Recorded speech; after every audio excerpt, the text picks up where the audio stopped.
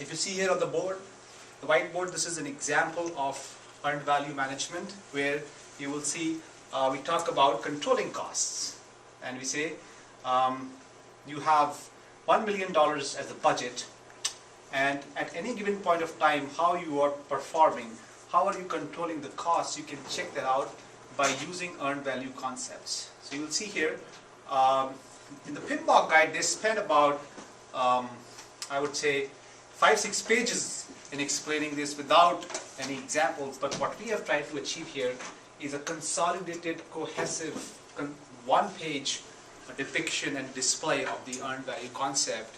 And you will see, so let's say if you want to find out right now where you are. So you have a planned value of 100K, and as far as the work is concerned, you've done 50%, which is 50K, but actual money that you've spent is 80K. So from now onwards until the end, what is your estimate to complete the project? Once you arrive at that number, it gives you an estimate at complete. It takes about an hour and a half and 2 hours to really explain this whole concept, and we use a very nice example of building your dream home in the Silicon Valley to explain that, but I'm not going to go that deeper and just give you an overview of what it entails here.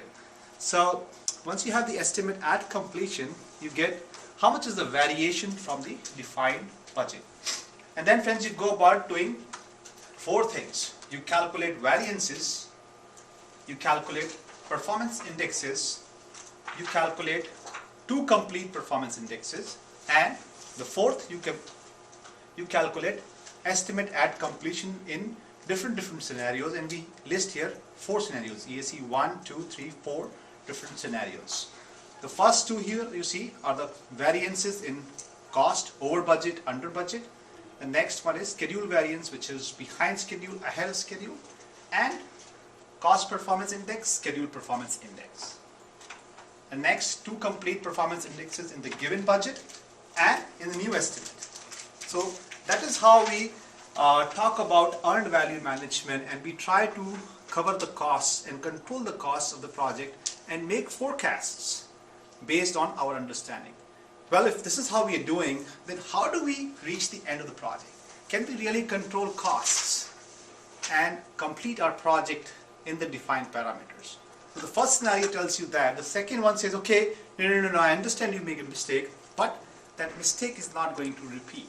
The third scenario says, no, real life scenario. It says mistakes happen all the time, and you cannot learn from that because factors beyond your control, supplier problems, or sponsor issues or customer issues.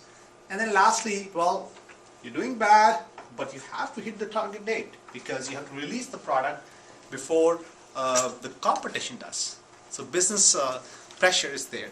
So all these 4 scenarios help us in understanding in how much more money we can finish the project.